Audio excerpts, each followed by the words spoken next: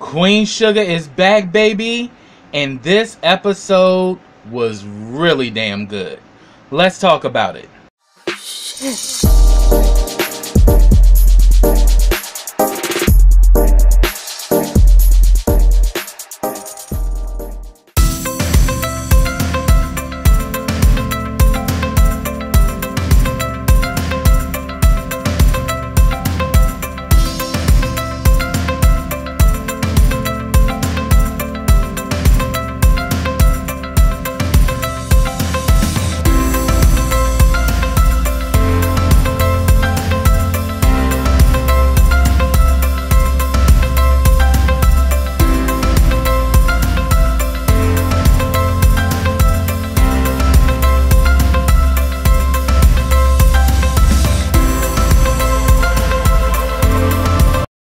Hey, what's up everybody, and welcome back to KRSTV. This is your boy Kenny. Now remember, subscribe to my channel and click that bell so you get notifications every time I drop a video. Also, follow all the information I have in the description box as well as the comment section.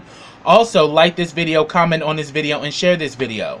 Now, before I get started, let me put out some few announcements. If you are in the DMV area and you're looking for a PrEP as well as getting other health services, sign up with us at Metro Health DC. The link is in the description box in the comment section. You can just click that link and fill out the application. We are more than happy to assist you. I work there as a community health worker, and we are definitely looking to increase our clientele, and we definitely want to serve our community and make sure that especially people of color can get quality health care. So if you're looking for health services and also being set up with PrEP, fill out that application today. Also, let me send a special shout out to the GMHC crew. If you are in the DMV area and would like to get tested for HIV, reach out to us at the GMHC crew to get a home testing kit. You can have the kit mailed to you, or you can call and make a same-day appointment and come to our location to pick one up. And if you're interested in getting set up for PrEP, which is HIV prevention, reach out to us at the GMHC crew for that as well. Also, if you're a fan of KRSTV and would like to become one of my Black Diamonds, subscribe to my Patreon today. Black Diamonds, because in darkness we still shine. For $5 a month, you get all of my YouTube content as well as videos that will be just for the Black Diamonds that will not appear on YouTube. So check out my Patreon today. And check out my YouTube partner BK World Tube, which is the Black Netflix. You get shows like Love and Hip Hop to the Black Ink Crew. So after you watch this review, click that link in the description box in my comment section to check out BK World Tube today. Now this is Queen Sugar Season 5 Episode 1, and the name of this episode is Late February 2020. Now this is before COVID hits. So this episode was really good. And I'm just so happy that this show is back. Shout out to Ava DuVernay. This show has already been approved for Season 6 before Season 5 even premiered. Now that is a good show. Y'all better ask somebody. Queen Sugar, baby. That's where it's at. And I'm a huge fan of this show. It's one of my favorite shows to review. So let's just jump in. We start off with Nova. Nova is giving thanks to her ancestors, and she makes a sacrifice, and she cuts her locks out with the old, in with the new, and she now has this mohawk, and baby, Nova looked good. She worked that. Then we see Ralph, Angel, and Blue. Blue is, getting older. He's making breakfast and everything. He made Darla breakfast in bed. And, of course, she played it off like everything was good, but that damn toast was burnt. And then, Darla says, and then we see later on, Darla tells him that he should try to go to Nova's launch party. But we can see that he still has issues with Nova. They've opened the door where they're at least speaking, but Ralph is still angry with her. And understandably so. I mean, what she did was low. But the thing is, he gets this package that's delivered to him, and whatever it was, he was mad as hell. I'm gonna get to it. So then we see Hollywood and Vi, you know, our favorite black love couple. They getting it in, you know, making desserts for, they're having this you know, St. Joe's festival. So she's making desserts, and Hollywood is talking about, come on baby, let me get 20 minutes. And she's like, 20, 10, and 10. Let's go. So, because at first she was fighting them off, but then again, hey, Hollywood trying to get at you, you ain't gonna tell that man no. Because Hollywood be doing this Vi right. So I was like, yes, honey, get your life. I love them too. Like, it's just black love. And I just love it. So, we see that Charlie is now a councilwoman. She's trying to, we see at first she's talking to Micah. Micah's now in college. He's at, I think, Xavier University. She hasn't seen him in 2 months. And then all of a sudden, while she's watching TV, well, actually, while she was in the car, they hear reports about, you know, about the virus breaking out in China. So we see what's on the cusp, which is probably why they called it late February 2020, because everybody's world is about to be flipped upside down. Just like what actually happened, you know, within, you know, March and April. So, but then, like, all of a sudden, Micah gets rushed off the phone because some dude tells him, we gotta go. And he just gets off the phone with her. So, it's like, now it's like a somewhat of a disconnect between Charlie and Micah. And boy, when she find out what Micah up to, she gonna hit the roof. I'ma get to it. So we see that Charlie, while she was in the car, she heard the report about the virus spreading in China. She meets up, you know, with the family. She notices Nova's new haircut and she likes it. So then I'm thinking they was like about to go to City Hall, but no, they're at court. And they're there for the case of Frances Boudreaux. And Frances still, even though she's down in her orange jumpsuit, is still acting like she's this powerful chick. And was like, well, as you will see, that I am actually innocent. You know, and once you actually do a thorough investigation, you will know that these charges are insane. You know, still playing like she's innocent. That damn judge did not play at all with her ass. She was saying, no, sweetie, this is not an investigation. This is your conviction. We have thoroughly investigated everything, and we know you were behind the burning of Queen Sugar Mill. And with that, you're here to be sentenced. Nothing you say is going to deter that. And she sentenced that damn Frances to 7 years. And then we see Parker, who's Sam Landry's daughter. Shout out to Amira Van. Because really, she and Charlie are going to be like serious adversaries. We see that Parker shows up and literally stands, and we see that they actually cuff Frances. Because remember, on the finale, she's like, don't you dare put those things on me if you know what's good for you. Oh, all that's out the window. They cuffed her ass, her makeup. She ain't got no more makeup. That hair is fucked up. Her ass is going to jail for us, and they convicted her for 7 years, honey. And little does she know, the woman that she walked past was her own damn niece. Because Frances knows nothing about Parker's existence. But then you see that Charlie as well as Parker look eye to eye. You know, they both are about to fight. So then we see that Nova has a launch party. She started her own newspaper called True Papers, but it's also digital. It's also a social media platform. And she pretty much got this idea after finding out about her mother's grave, but then also about everything she did with that book. She now has her own True Papers thing. And we see that Ralph Angel actually shows up. We even see her boy Red. Her and Red are still cool. So it's good seeing Red there. You know, the guy that used to run weed for. And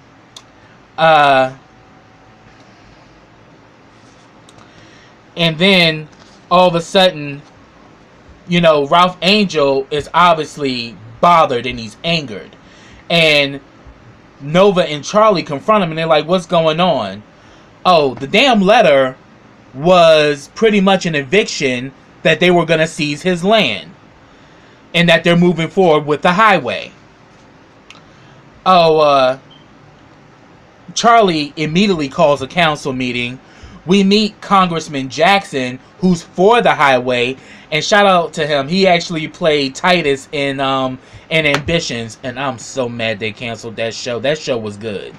But yeah, the guy that played Titus is playing Congressman Jackson, and he's definitely gonna be an adversary of Charlie too, because he's like, why not the highway? Why not do the highway? It's gonna be good for St. Joe.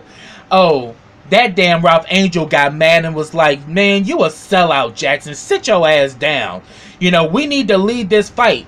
And then, yeah, and then when Charlie was explaining it, he's like, nah, Charlie, it shouldn't be just you. All of us got to do something. We all have to do something. I'm like, you better go, Ralph Angel. That's what I'm talking about. And then we see later on, Ralph Angel and Nova have a deep moment. And she's like, I know that it's going to take some time for you to fully forgive me, but could you at least begin to try? And he was like, yeah. And you know, and he said that my daddy bled for this land, and I'll bleed for it too, because ain't nobody gonna take this land from me. And we see that he gets emotional and she comforts him, and you know, even though they're still at odds, they're still family, so that union and that connection is still there. It's just that he's not really he hasn't fully forgiven Nova yet. But he's at least let her in, especially for the fact that their mother is buried on the land. So there's not only the farm, but it's also a memorial site for their mother. So we see that Parker versus Charlie down at the courthouse, because after Charlie gets wind of this, she goes down, and due to the fact that she's a councilwoman, oh, Ralph Angel's land is good. They can't fuck with the border on land, because she's a councilwoman. So no, her family and her family's property is protected. So she pretty much says that no. And then, like, also Nova was there, and she points out how Parker's company, you know, did shady dealings in Oklahoma, and that, you know, the way that they're moving is very treacherous. So she pretty much says, so the judge ruled that the highway will not intersect the borderline land, so means Ralph Angel will keep his farm, so we ain't got to worry about that, but that the two of them need to agree for an alternative for the route of the highway. So then, afterwards, Parker, Charlie and Nova are together. Parker confronts her and was like, you know, I'd like to congratulate you, Charlie. You won badass. You done had a few weeks. You done had a few, champions this week. You know, from one sister to another. Charlie's like, what the hell do you want, Parker? And she's like, well, can we talk in private? Oh, Nova stepped in and was like, no, you do not get to dismiss me. Anything you can say to her, you can say in front of me. I was like, you better tell her ass, Nova. That's what I'm talking about. Big sis stepped in. You do not get to you don't have the right to dismiss me. Like, bitch, no. Say what you gotta say and go on about your business. And she says that, you know, well, I just think we and you need to discuss, you know, about the other routes as to how we're going to work this situation out. So then we also see that Hollywood is actually working on building his man's place. You know, Prosper and Ralph Angel is painting and everything. we also see that Nova and Calvin are getting used to living with each other. I like Calvin. Calvin's cool. But then we see later on, his grandfather's having a birthday party. Nova wants to go, but he doesn't think it's a good idea because his grandfather is not such a nice person. And I was saying, I think I mentioned it in the last review, that how is it going to work out when Nova meets his family? Will his family be as open and embracing as Nova family was to Calvin? Would his family be the same way with Nova? So, but she's like, I want to meet your family, you know, and whatever happens, we can face this together. I'm like, okay, Nova, you may be asking, you may be asking for more than what you're bargaining for, but we'll see. And then we see that that Blue had made dinner for the family again, and Ralph, Angel, and Darla's there, and he was saying that, you never say grace, Dad. You should say grace. And he pretty much says that, I thank, Charlie for, your Aunt Charlie for helping me with the land. I thank my son for making dinner, and I thank the love of my life. And we pretty much see that, yeah, him and Darla are like this again. And definitely we're starting to see that Darla is, coming out of that dark space that she was in. And that was good to see. Then we now get the whole Parker versus Charlie situation. Charlie decides to meet with Parker, and they meet at the Queen Sugar Mill. And pretty much, Parker's like, well, it seemed to me you get to do some upgrades after you get that insurance check. So pretty much what you got is kind of like Booker T. Washington versus W.E.B. Du Bois, where Charlie is like Booker. It's all about, the self-made man, working the land, agriculture, work with your hands. Whereas Parker is like W.E.B. Du Bois. He's all about corporation, higher education, pretty much, corporation, office, holding titles and positions. Two different worlds battling back and forth. And that's clearly what you got in this scene. Pretty much, Parker is saying that, well, we decided that we're going to move the route and that we'll pay double the amount that they would get if the government seizes the land. And that damn Charlie was like, what is up with you in this school of econ theory BS that you trying to sell? Are you serious? We take pride. I mean, because, the people of St. Joe take pride that they can work and till their land, and they take pride in ownership. That's what St. Joe is about, ownership. Black ownership. So Charlie was like, oh, there's no deal. And she's like, oh, so you speak all for St. Joe? It seemed to me this fight between us is just beginning. And she's like, and Charlie was like, I know how to fight. And then that damn Parker was like, we'll see. We shall see. And it's just so messed up that no matter how much Charlie does, that damn Landry and Boudreaux family always got their necks, always got their foot on their backs in some way. It's just so how treacherous and evil they are. And now you got Parker, who's pretty much operating at the behest of her father, Sam Landry, to stop Charlie. And that Parker was a part of the situation the whole time. We just met her at the season finale of season 4. But Parker has always been there. And evidently, she's of mixed heritage just like Charlie. So it's like both of them are strong-minded, but they're on opposite sides of the spectrum. So then we see Micah is doing his schoolwork, like in the lounge or whatever. A dude that stopped him before came getting like, we gotta go. He's like, dude, I'm busy. Like, I already did that. He's like, nah, that don't mean nothing. They want us now. We gotta go. Come to find out that this fool has pledged to Nu Zeta Gamma. So he's pledged to a fraternity. Kind of like how he got linked up with his friends when they, you know, burnt that historical site. Like, Micah just gets lured into shit. So I'm like, oh, Charlie is going to hit the roof when she find out he did this shit. So we just got to keep watching.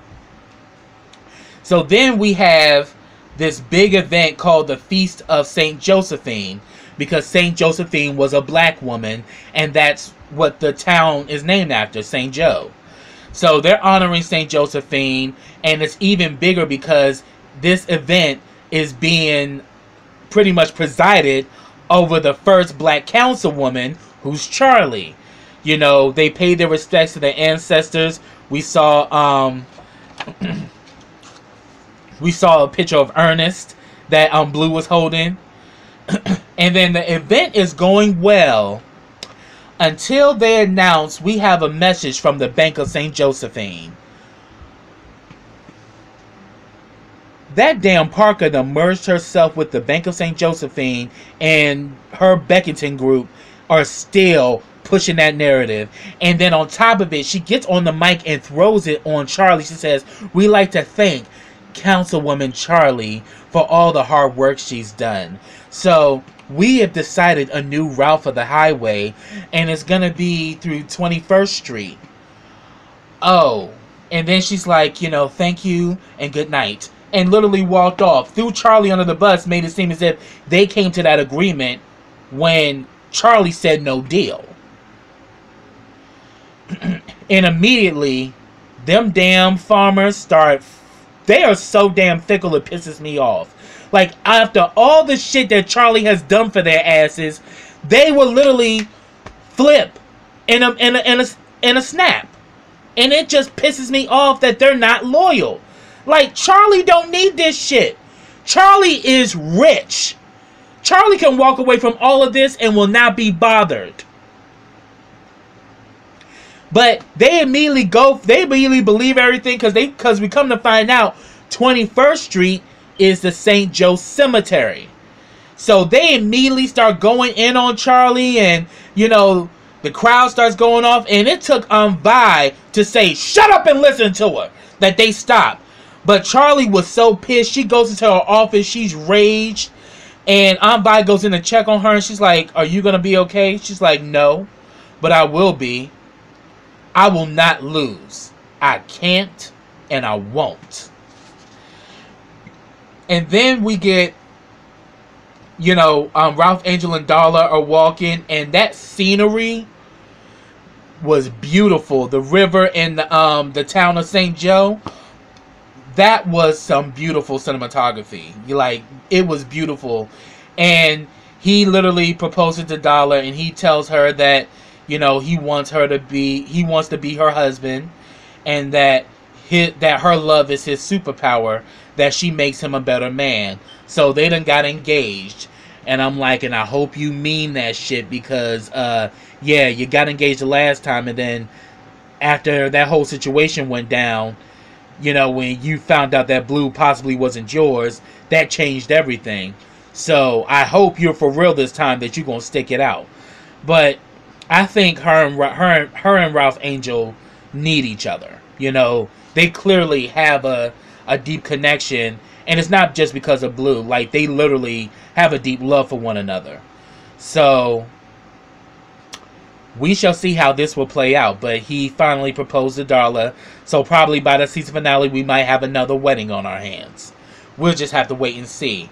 But this is what I have, y'all. If I missed anything, put it down in the comments. I'd love to hear your thoughts. But yeah, that shit was crazy. That damn Parker is a vicious bitch, and she's just begun to bring hell to Charlie and all of the residents of St. Joe. We just gotta keep watching. So until next time, everybody, take care.